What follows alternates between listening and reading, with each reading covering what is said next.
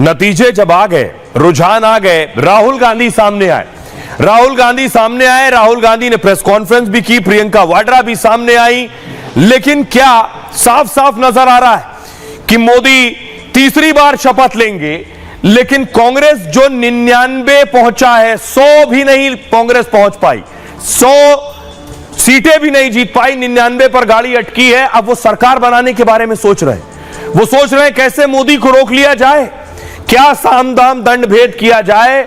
इसके लिए अखिलेश यादव, ममता बनर्जी, उद्धव ठाकरे तो यहां तक कह रहे हैं हम बताएंगे कि पीएम कौन होगा, यहां तक की बात चल रही है। यानी मोदी प्रधानमंत्री ना बनने पाए, इसके लिए क्या करना होगा।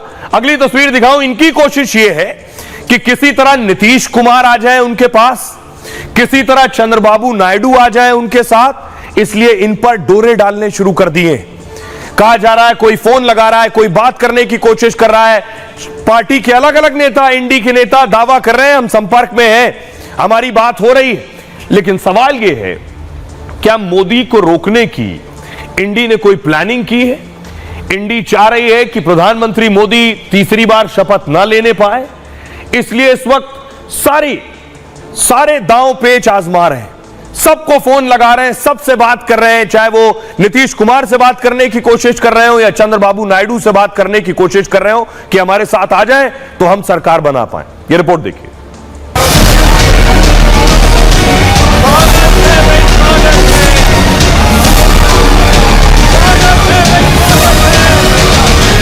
देखो, आज रात में बहुत सारा खेला होगा और परिवर्तन के साथ सब अच्छा होगा। हाथ पांव जोड़ रहे हैं, हमारे साथ आइए, सरकार बनाएंगे। लेकिन मैं दावे के साथ कहता हूं, मोदी जी की सरकार नहीं बनेगी। हम तो कहा था देश रहने दो, मोदी को जाने दो। कि लोकतंत्र में किसी भी व्यक्ति का अहंकार भारी पड़ता है, और अभी तो देखिए नीतीश जी और चंद्रबाबू जी क्या फैसला करते हैं। मोदी ने लगा दी हैट्रिक।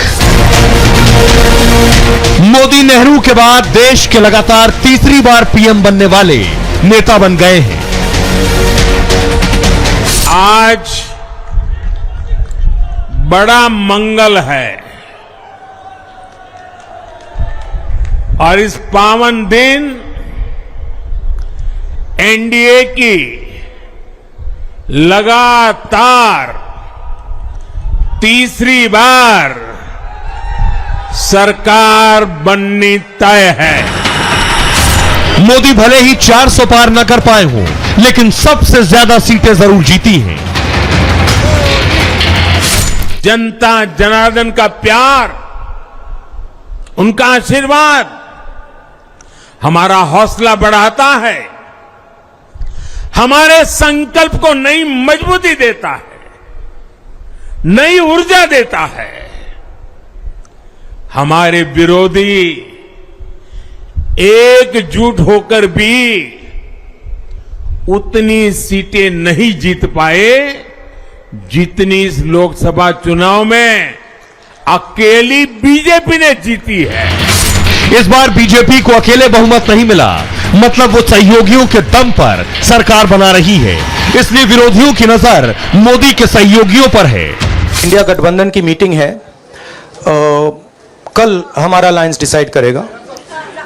बड़ी फाइन लाइन है, तो जो इंडिया गठबंधन डिसाइड करेगा उस पर हम एक्शन लेंगे। जो नए पार्टनर हमको जुड़ने वाले हैं उनसे भी किस तरीके से हम बात करके अपने को मेजॉरिटी बना सकते हैं वो देखेंगे।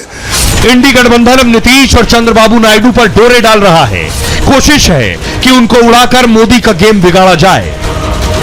वो तो हमारे चाचा है, वेलकम रहेगा। बिल्कुल बिल्कुल बिल्कुल, क्यों नहीं वेलकम करेंगे। वो तो हमारे चाचा है, वेलकम रहेगा। बिल्कुल बिल्कुल बिल्कुल, क्यों नहीं वेलकम करेंगे। सत्ता के लिए विपक्ष जोड़ तोड़ की चाल में लगा है, तो बीजेपी के चाणक्य अमित शाह जुटे हैं तीसरी बार मोदी की ताजपोशी की तैयारी में। और आइए अब मैं आपको बताने जा रहा हूं कि प्रधानमंत्री नरेंद्र मोदी को कितनी सीटें मिली, इंडी को कितनी सीटें मिली हैं, एनडीए को कितनी सीटें मिली और वोट परसेंटेज क्या है। ये देखिए, पीएम मोदी की गाड़ी आ गई है, बीजेपी की गाड़ी। बीजेपी को मिली है 239 सीटें, 239 सीट्स। और इसके अलावा आप देख रहे हैं 239 सीट्स मिली है बीजेपी को और कांग्रेस को मिली है 99 सीट, यानी 99 सीट्स।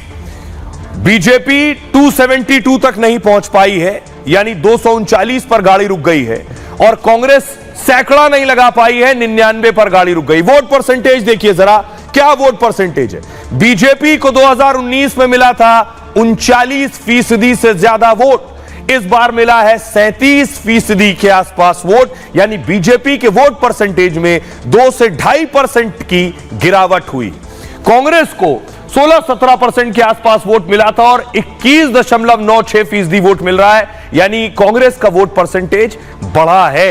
अब मैं आपको बताऊंगा, इसके अलावा 291 एनडीए को मिल रहे हैं, यानी मोदी और अलायंस को, उनके गठबंधन को मिल रहे हैं 291 सीट्स पर आगे, और इंडी को 234 पर आगे। इंडी 272 के आंकड़े से अभी दूर है। आइए आपको सुनवाऊं, वोट परसेंटेज अगर है तो प्ले कीजिए, आपको सुनवाता हूं, सुनिए कि आखिर क्या कुछ कह रहे हैं प्रधानमंत्री नरेंद्र मोदी। बीजेपी ऑफिस गए और उन्होंने देश को संबोधित किया। हम सभी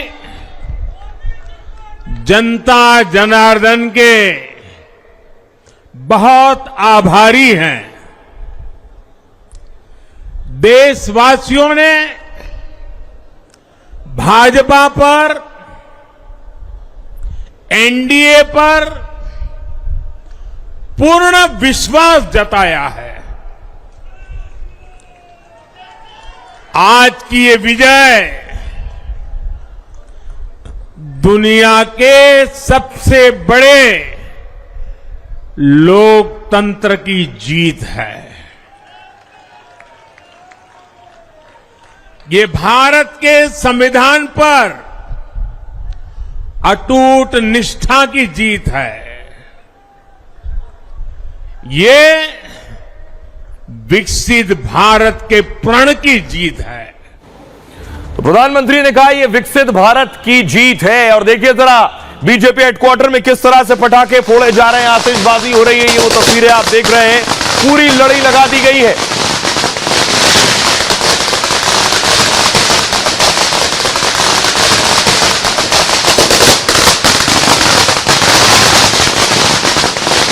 आइए अब मैं आपको बताता हूं कि आखिर किस राज्य में कितनी सीटें मिल रही हैं बीजेपी को। उत्तर प्रदेश में कितनी सीटें मिल रही, मध्य प्रदेश में कितनी सीटें मिल रही हैं बीजेपी को। अलग अलग राज्य की अलग अलग कहानी है। देखिए सबसे पहले उत्तर प्रदेश से शुरुआत करेंगे। काशी का तट आप देख रहे हैं और उत्तर प्रदेश में जो सीटें मिल रही मैं आपको बताऊं, बीजेपी को 33 सीटें यूपी में मिल रही हैं, 33 सीट्स। समाजवादी पार्टी को 36 सीट मिल रही है यूपी में और कांग्रेस को 7 सीट मिल रही है, यानी सपा कांग्रेस आगे। मुंबई देखिए, महाराष्ट्र देखिए, महाराष्ट्र में 48 सीटें, बीजेपी को 11 सीट, कांग्रेस को 12 सीट मिल रही हैं। इसके अलावा शिवसेना उद्धव को 10 सीट, शिवसेना शिंदे को 6 सीट मिल रही है, यानी शिंदे उद्धव से पीछे रह गए। यहां शरद पवार चाचा आगे निकल गए, 7 सीट, भतीजा पीछे रह गया, 1 सीट अजित पवार को मिल रही है।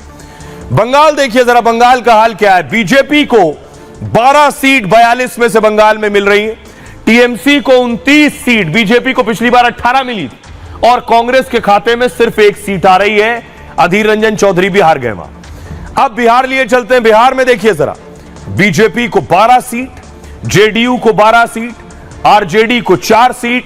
गुजरात में 26 सीटें, गुजरात में 26 में से बीजेपी 25 पर आगे है, जीत के करीब है और 1 पर कांग्रेस बताई जा रही है। राजस्थान देखिए, राजस्थान में 25 सीटें, 25 में से 14 पर बीजेपी आगे है, कई सीटें जीत ली हैं, नतीजों की घोषणा हो चुकी है और कांग्रेस 8 सीटों पर जीत के करीब है, 3 पर अन्य है। पिछली बार 25 की 25 राजस्थान की बीजेपी के पास गई थी, इस बार 14 और 8 है। दिल्ली देखिए, दिल्ली में बीजेपी ने अपने प्रदर्शन को दोहराया है, फिर एक बार 7 की 7 सीटें बीजेपी ने जीत ली है, जबकि दिल्ली में अरविंद केजरीवाल और कांग्रेस पार्टी एक साथ मिलकर चुनाव लड़ रही थी दिल्ली में। आइए मैं आपको सुनवाने जा रहा हूं, राहुल गांधी आज मीडिया के सामने आए, क्या कुछ कहा राहुल गांधी ने और प्रधानमंत्री ने। लड़ाई संविधान को बचाने की थी, कॉन्स्टिट्यूशन को बचाने की थी। और मैं आपको सच बताऊं तो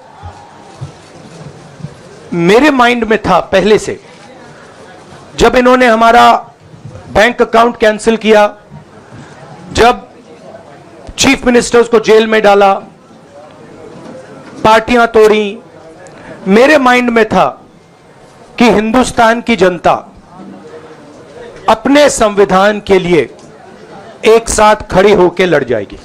और देश ने नरेंद्र मोदी जी को साफ कह दिया है कि हम आपको नहीं चाहते हैं। और मैं देशवासियों का दोबारा दोहराना चाहता हूं, अगर आप 10 घंटे काम करेंगे तो मोदी 18 घंटे काम करेगा। आप 2 कदम चलेंगे तो मोदी 4 कदम चलेगा। हम भारतीय मिलकर चलेंगे, देश को आगे बढ़ाएंगे। तीसरे कार्यकाल में देश बड़े फैसलों का एक नया अध्याय लिखेगा। और ये मोदी की गारंटी है।